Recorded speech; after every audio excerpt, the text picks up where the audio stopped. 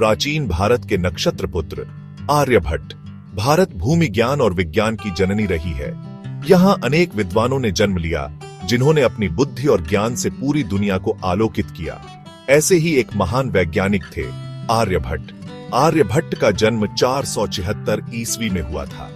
यह वह समय था जब दुनिया विज्ञान और गणित के क्षेत्र में अभी अपने कदम रख रही थी, किंतु आर्यभट्ट ने अपनी अद्भुत प्रतिभा से इस क्षेत्र में क्रांति ला दी। उनके कार्य आज भी वैज्ञानिकों और गणितज्ञों को प्रेरित करते हैं।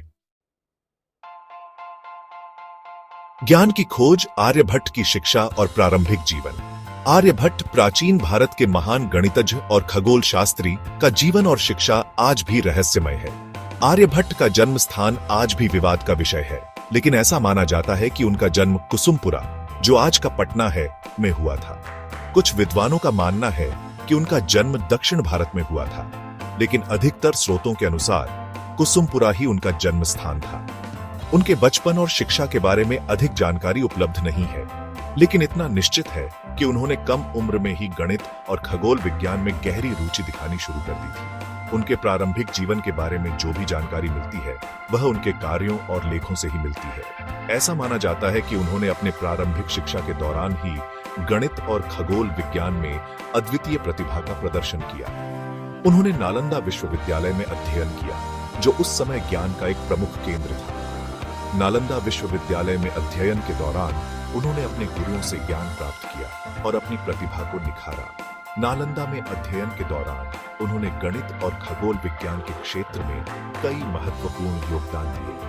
यहीं पर उन्होंने अपने गुरुओं से ज्ञान प्राप्त किया और अपनी प्रतिभा को निखारा। उनके गुरुओं ने उनकी प्रतिभा को पहचाना और उन्हें प्रोत्साहित किया, जिससे आर्यभट्ट ने अपने ज्ञान को और भी अधिक गहराई से समझा और विकसित किया। तारों का गणितज्ञ, आर्यभट्ट की खगोलीय खोजें। आर्यभट्ट प्राचीन भारत के महान गणितज्ञ और खगोल शास्त्री ने खगोल विज्ञान के क्षेत्र में कई महत्वपूर्ण खोजें की। आर्यभट्ट ने खगोल विज्ञान के क्षेत्र में अभूतपूर्व खोजें की। उन्होंने गणित और खगोल विज्ञान को एक नई दिशा दी। उनके कार्यों ने न केवल भारत में बल्कि पूरे विश्व में विज्ञान के क्षेत्र में क्रांति ला दी। उन्होंने सबसे पहले यह बताया कि पृथ्वी अपनी धुरी पर घूमती है, जिसके कारण दिन और रात होते हैं।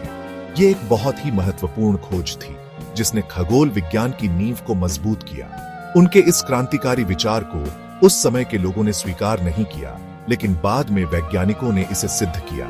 आर्यभट्ट के इस सिद्धांत ने खगोल विज्ञान में एक नई दिशा दी। आर्यभट्ट ने सूर्य ग्रहण और चंद्र ग्रहण के कारणों की भी सही व्याख्या की। उन्होंने बताया कि ग्रहण कैसे और क्यों होते हैं, जिससे उस समय के वैज्ञानिकों को ग्रहण के रहस्यों को समझने में मदद मिली। उन्होंने बताया कि जब चंद्रमा सूर्य और पृथ्वी के बीच आ जाता है तो सूर्य ग्रहण होता है। यह एक महत्वपूर्ण खोज थी, जिसने खगोल विज्ञान के क्षेत्र में एक नई समझ को जन्म दिया। इसी प्रकार जब पृथ्वी सूर्य और चंद्रमा के बीच आ जाती है तो चंद्र ग्रहण होता है। आर्यभट्ट की यह व्याख्या आज भी मान्य है और खगोल विज्ञान के अध्ययन में महत्वपूर्ण मानी जाती है। उनके ये सिद्धांत आज भी मान्य हैं और खगोल विज्ञान के मूलभूत सिद्धांतों में गिने जाते हैं। आर्यभट्ट की खोजों ने विज्ञान के क्षेत्र में एक नई क्रांति ला दी और उनके योगदान को सदियों तक याद किया जाएगा। सेक्शन 4, संख्याओं का जादूगर। आर्यभट्ट का गणित में योगदान। खगोल विज्ञान के अलावा आर्यभट्ट गणित के क्षेत्र में भी माहिर थे। उन्होंने गणित की कई महत्वपूर्ण खोजें की, जिनमें शून्य की अवधारणा और पाई का मान शामिल है। शून्य की अवधारणा ने गणित को एक नई दिशा दी। उन्होंने बताया कि शून्य एक संख्या है और इसका उपयोग गणितीय गणनाओं में किया जा सकता है। यह एक क्रांतिकारी विचार था, जिसने गणितीय सिद्धांतों को बदल दिया। उन्होंने पाई के मान की भी गणना की, जो आज भी आश्चर्यजनक रूप से सटीक मानी जाती है। पाई का मान 3.1416 के करीब था, जो आधुनिक गणनाओं से बहुत मिलता जुलता है। आर्यभट्ट ने त्रिकोणमिति के क्षेत्र में भी महत्वपूर्ण योगदान दिया। उन्होंने साइन और कोसाइन जैसे त्रिकोणमितीय फलनों की अवधारणा दी, जो आज भी गणित और विज्ञान में उपयोगी है। उनके त्रिकोणमितीय फलनों ने खगोल विज्ञान और इंजीनियरिंग में भी महत्वपूर्ण भूमिका निभाई। उनके गणितीय सिद्धांत आज भी गणित के छात्रों को पढ़ाए जाते हैं। आर्यभट्ट का गणित में योगदान न केवल उनके समय में बल्कि आज भी प्रासंगिक है। उनके कार्यों ने गणित के क्षेत्र में एक मजबूत नींव रखी, जिस पर आधुनिक गणित आधारित है। उनके गणितीय सिद्धांत आज भी गणित के छात्रों को पढ़ाए जाते हैं और उनकी खोजें आज भी वैज्ञानिक और गणितज्ञों के लिए प्रेरणा का स्रोत हैं। सेक्शन 5 आर्यभट्ट की विरासत। एक चिरस्थायी प्रकाश स्तंभ आर्यभट्ट ने अपने जीवन काल में अनेक ग्रंथों की रचना की, जिनमें से आर्यभट्टीय सबसे प्रसिद्ध है। यह ग्रंथ खगोल विज्ञान और गणित का एक महत्वपूर्ण ग्रंथ है, जिसमें उनके द्वारा की गई खोजों का विस्तृत वर्णन मिलता है। आर्यभट्ट के कार्यों का अरबी और लैटिन भाषा में अनुवाद हुआ, जिससे उनकी विद्वता पूरी दुनिया में फैली। उनके सम्मान में भारत सरकार ने अपने पहले उपग्रह का नाम आर्यभट्ट रखा। यह उनके योगदान का एक सच्चा सम्मान है।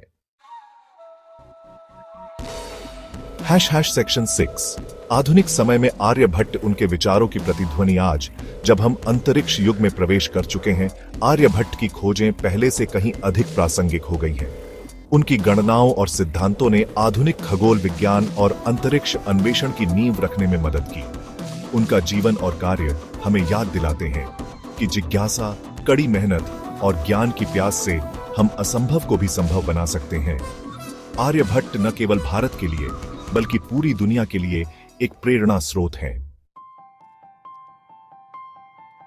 सेक्शन 7 प्रेरणा का स्रोत आर्यभट्ट का जीवन।